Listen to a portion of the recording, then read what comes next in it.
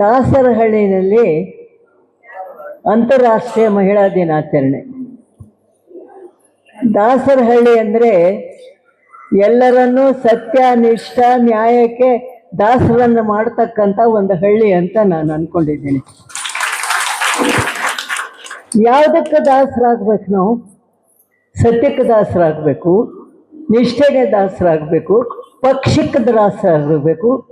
ನಮ್ಮ ಕೆಲಸಕ್ಕೆ ದಾಸರಾದಾಗ ಮಾತ್ರ ದಾಸರಹಳ್ಳಿ ಅಂತ ಹೇಳ್ಬೋದು. ಅಂಥ ಪವಿತ್ರವಾದಂಥ ದಾಸರಹಳ್ಳಿನಲ್ಲಿ ಇವತ್ತು ಅಂತಾರಾಷ್ಟ್ರೀಯ ಮಹಿಳಾ ದಿನಾಚರಣೆ.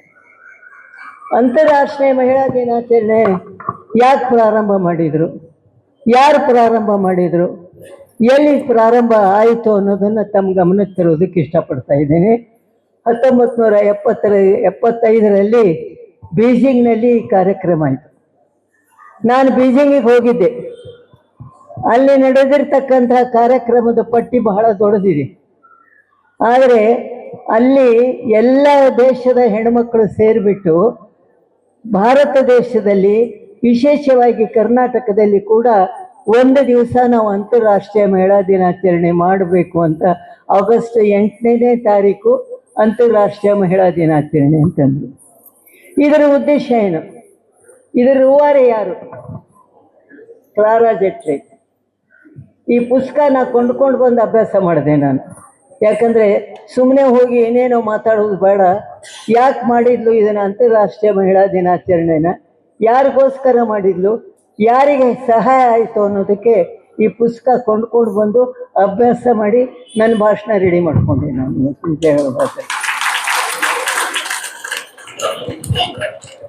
ಏನು ಅಂತಾರಾಷ್ಟ್ರೀಯ ಮಹಿಳಾ ದಿನಾಚರಣೆ ಒಂದು ದಿವಸ ಮಾಡಿದ್ರೆ ಸಾಕ? ಯಾಕೆ ಆಗಸ್ಟ್ 18ನೇ ತಾರೀಕು ಅಂತಾರಾಷ್ಟ್ರೀಯ ಮಹಿಳಾ ದಿನಾಚರಣೆ ಮಾಡಿದರು? ಯಾರಿಗಾಗಿ ಮಾಡಿದರು? ಇಲ್ಲಿ ಬಂದಿರತಕ್ಕಂಥವ್ರು ತಾವು ಕಾರ್ಖಾನೆಯಲ್ಲಿ ಕೆಲಸ ಮಾಡ್ತಕ್ಕಂಥ ಹೆಣ್ಮಕ್ಳು ಎಷ್ಟು ಜನ ಇದ್ದೀರಿ? ಕೈ ಎತ್ತರಿ ನೋಡೋಣ. ಅಮ್ಮ, ತಾಯಿ, ಇದು ನಿಮಗಾಗಿ. ಕಾರ್ಖಾನೆಯಲ್ಲಿ ಕೆಲಸ ಮಾಡ್ತಕ್ಕಂಥ ಕಾರ್ಮಿಕರಿಗೆ ಅಂತಾರಾಷ್ಟ್ರೀಯ ಮಹಿಳಾ ದಿನಾಚರಣೆ. ಹೊಟ್ಟೆ ತುಂಬ ಊಟ ಮಾಡಿ ಸುಪ್ಪತ್ತಿಗೆ ಮೇಲೆ ಮಲಗುತ್ತವರಿಗೆಲ್ಲ ಇದು ಅಂತಾರಾಷ್ಟ್ರೀಯ ಮಹಿಳಾ ದಿನಾಚರಣೆ. ಯಾರು ಶ್ರಮಜೀವಿಗಳಿದ್ದಾರೆ, ಯಾರು ಕೆಲಸ ಮಾಡ್ತಾರೆ, 8 ಗಂಟೆ ಮನೆ, ಮಠ, ಮಕ್ಕಳು, ಗಂಡನ, ಹೆಂಡತಿನ ಎಲ್ಲ ಬಿಟ್ಬಿಟ್ಟು ಕೆಲಸ ಮಾಡ್ತಾರೆ, ಅಂಥವರಿಗೆ ಅಂತಾರಾಷ್ಟ್ರೀಯ ಮಹಿಳಾ ದಿನಾಚರಣೆ. ಯಾಕೆ ಮಾಡಿಲ್ಲ ಕ್ಲಾರಾ ಝೆಟ್ಲಿನ್? ನೋಡಿ, ಈ ಪುಸ್ತಕ ಓದಿದಾಗೆ ನನಗೆ ಕಣ್ಣೀರು ಬಂದವ್ರಿ, ನಿಜ ಹೇಳ್ತೀನಿ ನಾನು. ಯಾರಿಗೋಸ್ಕರ ಮಾಡಿದ್ದಿರು? ನಮ್ಮಂಥ ಹೊಟ್ಟೆ ತುಂಬದವರಿಗೆ, ಸ್ಟೇಜ್ ಮೇಲೆ ಕುಳಿತುಕೊಂಡು ಚಪ್ಪಾಳಿ ತಟ್ಟೋರಿಗಲ್ಲ. ಯಾರು 8 ಗಂಟೆ ಕಾಲ ಶ್ರಮ ಪಟ್ಟು ದುಡಿಮೆ ಮಾಡ್ತಾರೆ, ಕಾರ್ಮಿಕರಿಗಾಗಿ ಅಂತಾರಾಷ್ಟ್ರೀಯ ಮಹಿಳಾ ದಿನಾಚರಣೆ ಇವತ್ತಿನ ದಿವಸ. ಕಾರ್ಮಿಕರಂದ್ರೆ ಯಾರು? ಇವತ್ತಿನ ದಿವಸ ಕಾರ್ಮಿಕರಾಗಿ ಕೆಲಸ ಮಾಡ್ತಾರೆ, ಕಾರ್ಖಾನೆಯಲ್ಲಿ ಕೆಲಸ ಮಾಡ್ತಾರೆ, ಬೀದಿನಲ್ಲಿ ಕೆಲಸ ಮಾಡ್ತಾರೆ, ಹೊಟ್ಟೆಪಾಡಿಗಾಗಿ ಬೀದಿಯಲ್ಲಿ ತರಕಾರಿ ಮಾಡೋರು ಇರ್ಬೋದು, ಹಣ್ಣು ಮಾರೋರು ಇರ್ಬೋದು, ಇಡ್ಲಿ ಮಾಡೋರು ಇರ್ಬೋದು, ಅಂಥವ್ರಿಗೋಸ್ಕರ ಅಂತಾರಾಷ್ಟ್ರೀಯ ಮಹಿಳಾ ದಿನಾಚರಣೆ. 1975ರಲ್ಲಿ ಬೀಜಿಂಗಿನಲ್ಲಿ ಆಯಿತು ಇದು ಕಾರ್ಯಕ್ರಮ. ನಾನು ಹೋಗಿದ್ದೆ ಬೀಜಿಂಗಿಗೆ. ನನ್ನ ಜೊತೆಯಲ್ಲಿ ಕಾಂಗ್ರೆಸ್ನಲ್ಲಿ ಇರ್ತಕ್ಕಂಥ ರಾಣಿ ಸತೀಶು ಬಂದಿದ್ದರು, ನಾನು ಹೋಗಿದ್ದೆ. ಅಲ್ಲಿ ಎಲ್ಲ ರಾಜ್ಯದ ಮಹಿಳೆಯರು ಬಂದಿದ್ದರು. ನಾವು ಇಷ್ಟೊಂದು ಕಷ್ಟಪಡ್ತೇವೆ, ಕಾರ್ಮಿಕರು 8 ಗಂಟೆ ಕೆಲಸ ಮಾಡ್ತೀವಿ, ಆದರೆ ನಮಗಾಗಿ ಏನು ಸರ್ಕಾರ ಮಾಡ್ತಾ ಇದೆ, ಸಮಾಜ ಏನು ಮಾಡ್ತಾ ಇದೆ ಅಂತ ಪ್ರಶ್ನೆ ಕೇಳಿದಾಗೆ ಉತ್ತರ ಹೇಳೋದು ನಮಗೆ ಕಷ್ಟ ಆಯಿತು. ಇದು ಕಾರ್ಮಿಕರ ದಿನಾಚರಣೆ. ಯಾರು 8 ಗಂಟೆ ಕೆಲಸ ಮಾಡ್ತಾರೆ, ಯಾರು ಇವತ್ತು ಕೆಲಸ ಮಾಡ್ತಾರೆ ಅಂದರೆ ಕಸ ಗುಡಿಸೋರನ್ನ ಹಿಡಿದು, ಹಣ್ಣು ಮಾರೋರನ್ನ ಹಿಡಿದು, ಕಾರ್ಖಾನೆಯಲ್ಲಿ ಕೆಲಸ ಮಾಡೋರನ್ನ ಹಿಡಿದು ಅಂಥ ಹೆಣ್ಮಕ್ಕಳ ದಿನಾಚರಣೆ ಇವತ್ತಿನ ದಿವಸ. ನಮ್ಮಂಥ ಹೊಟ್ಟೆ ತುಂಬಿದವ್ರದಲ್ಲ ಇದು ದಿನಾಚರಣೆ. ಯಾಕೆ ಮಾತು ಹೇಳ್ತಾ ಇದ್ದೇನೆಂದರೆ, ಅವರೆಲ್ಲ ಕೆಲಸ ಮಾಡಿದಾಗ ನಾವು ಸ್ಟೇಜ್ ಮೇಲೆ ಕುತ್ಕೊಂಡು ಚಪ್ಪಾಳೆ ತಟ್ಟಿಸ್ಕೊತೀವಿ.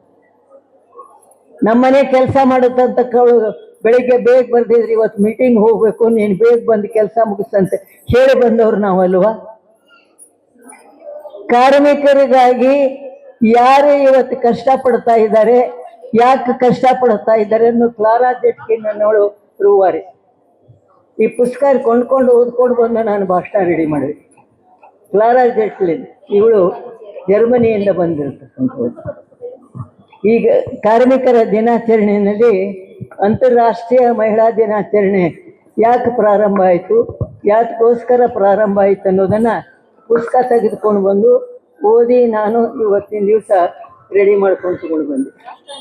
1903ರಲ್ಲಿ ಮಹಿಳಾ ಕಾರ್ಮಿಕರ ಸಂಘಟನೆ ಸುಮಾರು ಕ್ಲಾರಾ ಜೆಟ್ಕಿನ್ ಪ್ರಾರಂಭ. 1903 ನಾನಂತೂ ಹುಟ್ಟಿರಲಿಲ್ಲಮ್ಮ. 1903ನಲ್ಲಿ ಮಹಿಳಾ ಕಾರ್ಮಿಕ ಸಂಘಟನೆ ದಿನಾಚರಣೆ ಇದನ್ನು ಕ್ಲಾರಾ ಜೆಟ್ಕಿನ್ ಶುರು ಮಾಡಿದ್ಲು. 1998ರಲ್ಲಿ ಸಿದ್ಧ ಉಡುಪು ಕಾರ್ಖಾನೆಯಲ್ಲಿ ಕೆಲಸ ಮಾಡುವ ಸುಮಾರು 20 ರಿಂದ 30 ಸಾವಿರ ಜನ ಕಾರ್ಮಿಕರು, ಹೆಣ್ಮಕ್ಳು, ಸಿದ್ಧ ಉಡುಪು ಅಂದ್ರೆ ರೆಡಿಮೇಡ್ ಗಾರ್ಮೆಂಟ್ನಲ್ಲಿ ತಾವೇನಾದ್ರೂ ರೆಡಿಮೇಡ್ ಗಾರ್ಮೆಂಟ್ನಲ್ಲಿ ಕೆಲಸ ಮಾಡ್ತಾ ಇದ್ದೀರಾ ಮಕ್ಕಳೇ?